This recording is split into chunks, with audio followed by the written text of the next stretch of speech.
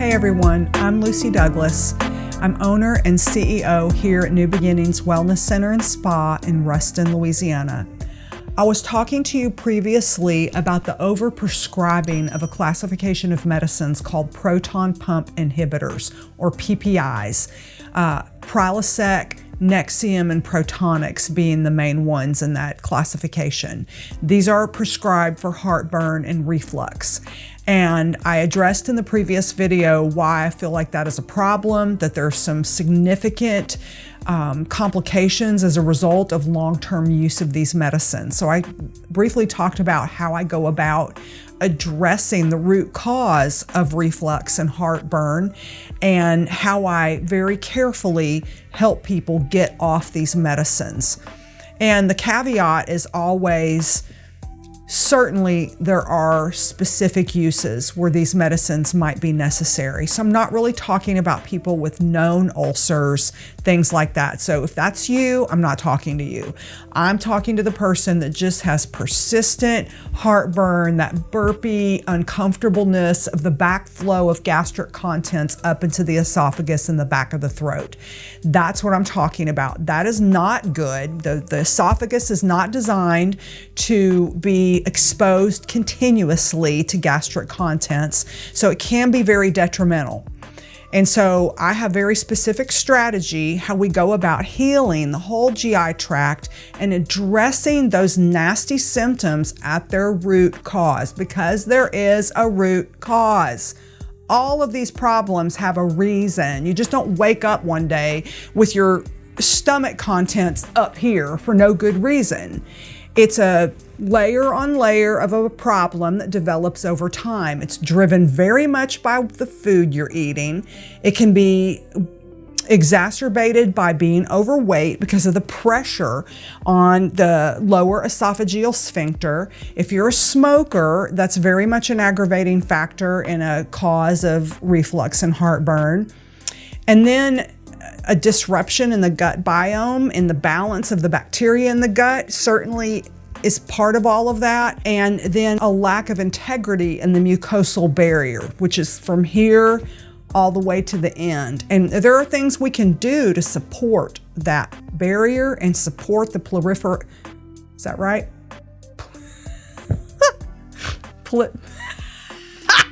Proliferation of a balance of good bacteria in the gut, which is very immunoprotective. I'm going to talk to you about the gut restoration protocol that I use and kind of give you a little background on the company.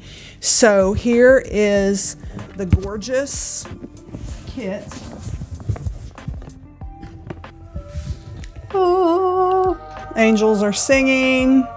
This is from heaven. You can see what a lovely protocol.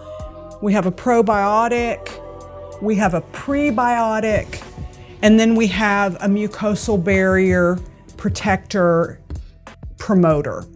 And it's very strategic in how you introduce each product, how long you use the product before you introduce the next product. So this is the sequence, and this is about a 3-month protocol. This retails at $330. It is worth every cent because your gut is everything to your overall health. It's anti-aging to have a healthy gut, and that's why I'm all about the work I do on my own gut, is that I don't really have any issues per se, but I'm preventive in my focus. So you say, Lucy, $330 is a lot of money. I know, I hear you. It is a lot of money, but it's an investment in your long-term health and well-being. So what is the purpose? So they developed a probiotic that is spore-based. So the name of this probiotic is called Mega Spore, and it contains 5 strains of bacillus spores in a very high count, a 4 billion colony count. The reason I love this is it's shelf stable. This does not require any refrigeration, which is awesome. I can throw this bottle in my bag when I'm traveling, and I don't have to worry about how's it going to be while I'm on the road, or, you know, putting some in a Ziploc bag and just kind of hoping and praying they're going to be efficacious for me while I'm on the road. So that's very intriguing to me. I love people who think outside the box, who are looking at something that was very accepted in the functional alternative community. Everybody agrees probiotics are the thing, but I think many were sort of skeptical about, are these really changing anything when we swallow it? Is there any really long-term benefit to these products? And some are quite expensive. So I came across this company through a very high-end group that I'm part of, with a lot of providers that I really look up to and trust. And so they were speaking very highly about the company and the products. So that's what led me to carrying these and recommending these exclusively over other products. There are a few others that I might use, but if I have someone that is coming to me and has very distinct stomach issues with bloating, nausea, belching, pain, reflux, heartburn, we're coming after you with this protocol. So the next product that will be introduced after the probiotic will be the prebiotic, which reinforces the health and the diversity of the gut biome. It's kind of like fertilizer.